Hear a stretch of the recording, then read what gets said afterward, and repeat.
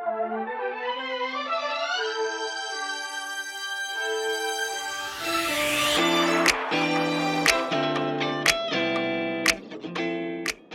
well, good morning, guys. It's exciting to be on this call again this morning on this podcast. Had many requests. However, since we're coming in past the halfway mark of the year, of the last month of the year, I'd like to dive into some of the subjects that I love to have toward the end of the year to prepare ourselves for that. And here's a few thoughts that I'd like to point out and maybe unpack and look at from different angles. I'm going to tell you that mostly, maybe not so much anymore, but used to be the world would teach you to wind down and prepare for the next year and look at what you want to change and make your New Year's resolutions. All those things. That has been a big deal for a number of decades and still is for a lot of people. And I'm going to challenge us all to look at it differently. You know, if you do what the masses do, you'll have what the masses have. And mostly, 95% of the people are not living even close to their God-given means. So we probably don't want to do what the masses do and have what they have. We want to do things uniquely different. This morning I'm going to unpack a number of different things. Number one is even pick up the pace. You see, there's a number of things. I just made a commitment this morning to my wife. I said there's a certain thing that I want to have accomplished by the first of the year. I'm not going to wait till the first of the year and make it a New Year's resolution. I want to have this accomplished before the first of the year comes around. I want to be able to start out my new year having accomplished a very important concept and thing that I need to do, I desire to do, where I want to be at many levels. Because I'm committing myself to hold myself accountable to do things that are a bit uncomfortable, but I don't want to start at the first of the year.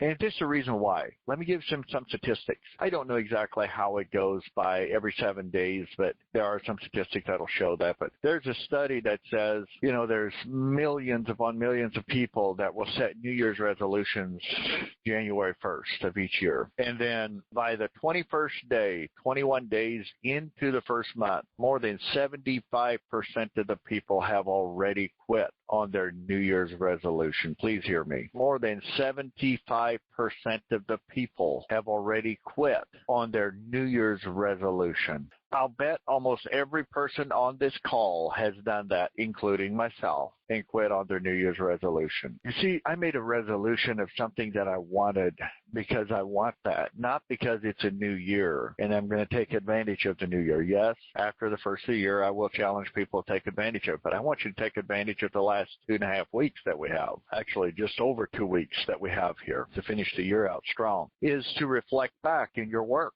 You have a moment to reflect back tonight, maybe when you're sitting at either a hotel or at your house. Take a notepad out and start looking at all your successes for the year. Make sure it's being done in a time that you shouldn't, that you don't have something else that you need to be doing. We don't want to excuse our work to go do this. We just stay up 30 minutes longer, get 30 minutes less sleep, wake up tomorrow morning, rub your eyes a little bit harder, and drink a cup of 5-star coffee and get back with it. However, here we go. Take some time to reflect back over the year. You know, we often teach to look at your failures and learn from them, and that is being taught widely around the world. And it's very important. It should be taught that way. But I'm going to take it a step further and tell you to do an autopsy on your wins. See, if you don't know what caused your wins, if it ever quits working, you can't fix it. Or if you don't know what caused your wins and your successes, it's harder to duplicate it. Two very vital, important things in analyzing your wins and your successes is, one, if you don't know what created it and caused it, it'll be hard for you to duplicate it. Sometimes it's a humbling thought when we go over our successes and we start looking at what created it. What becomes a bit humbling is we realize how many people that played a role in our success. We realize that, no, it wasn't me. It was him, her, and him, and them over there. They did it. It wasn't me. And if I have so much ego that it needs to be just me, then my success is going to be short-lived anyway. It'll be spiraling back down. So doing an autopsy on your successes is very important for those two reasons. One, if you don't know what caused it, and if something goes wrong in in it, it's hard for you to fix it. In fact, virtually impossible. And if you don't know what caused it,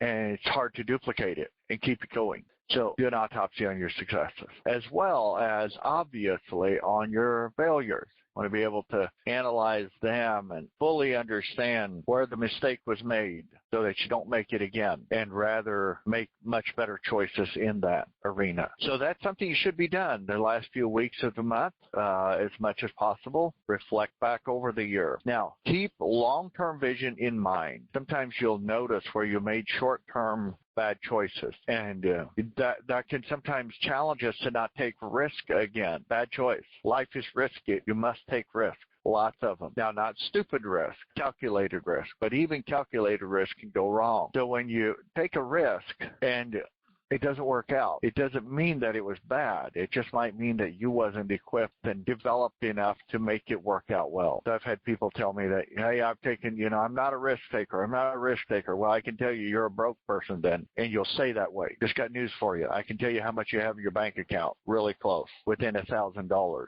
of what's there, if you're not a risk taker. Oh, I play it safe. I'm sure you do. So does your checkbook. So analyze your successes. Analyze your failures. And what is one thing that you still want to complete this year? Buckle down and give it your absolute all, down to the very last minute. If you fail and don't accomplish it, it is okay only if you give it all you've got to the last minute. If you get down to the last 5 days, you hang your head and you get disgusted and start blaming and saying, I'm not going to make it anyway, it's not going to happen. Well, it wasn't worth the reward anyway. So pick yourself up and go. Fight till the last minute. Take it to the end. And let's say you don't accomplish it. You have a massive start for next year. Great attitude. A massive start for next year. Let's say you accomplish it. You set the pace to go take next year and create the dreams that you've been dreaming about of your life. Develop the outcomes that you've been desiring. This is your year. This is the year for you to reap the benefits, reap the harvest. But it depends on how we view the last few weeks of this year. You see, the people that finish strong are normally very capable and normally do maintain New Year's resolutions because they've already mastered finishing strong. They've already mastered finishing what they started. They've already mastered hard work. They've mastered facing their fears. They've become mentally resilient. They've become mentally tough, strong. It doesn't take a strong person to make excuses. Any weak person can do that. Matter of fact, a strong person actually gets nausea when he starts making excuses. And this is the reason why. A strong person that makes an excuse realizes, yeah, if that is true, if it was her fault or his fault, then there's nothing I can do about it. I cannot change that person. You give up your authority. You give up your dignity of choice to some degree. Makes me feel nausea, makes me feel bad when I'm making excuses because it takes my authority away, it takes my control away of myself, my own authority of myself, the control of myself. Not trying to control others but myself. It takes that away. Not a good feeling. And then we try to control others. When we're too weak to control ourselves, we try to control others. So become the type of person that gets what you've been desiring to have in life. Good relationships, strong mentally and spiritually, physically. It's not easy. If it was easy, everybody would do it. It's not easy. That's why people post on social media. Big muscular guys. Yeah, right. If you actually seen them, they probably aren't anywhere close to what they're posting on social media. They have a social media version of themselves and then the real version of themselves. It's easy to hide behind big talk. Easy to hide behind social media. It's easy to hide behind good intentions. I think one wise man once said the road to hell is paved with good intentions. And that is unfortunately and a very sad truth. You see, you no longer have to live with good intentions. You can start today. Hit your job, hit your business with incredible inspiration and enthusiasm. I don't feel enthusiastic this morning. I understand. I get that. Sometimes I don't either. But we become enthusiastic. We decide to be enthusiastic. We decide to be excited. There's some people on my team. I'd love to name their names, and BK certainly one of them. People that just choose to be excited. There's more. Miss Smith. Coach. Some days I even forget that there might be bad times for him. Mr. West, and the list goes on of people that could feel down but choose not to. They choose to be excited, stay excited, and go do what needs to be done and do it in the level that it needs to be done in. Enthusiastic. You see, enthusiasm doesn't cost you a dime to be enthusiastic. The next 5 minutes will come and go whether you're down with a mile-long face or whether you're very enthusiastic, calling people, getting people excited, and looking forward to your future and helping them see what's possible for them. Your job, your work, there's probably somebody there with a secret hidden pain that nobody knows about, and that person might need a listening ear and a few words of comfort. Doesn't take much to do that. You make somebody else's day better. You can't do that without sprinkling a little bit of that back on yourself. Guys, make it a great day, and as always, remember, don't settle for less than who you are. May God bless you.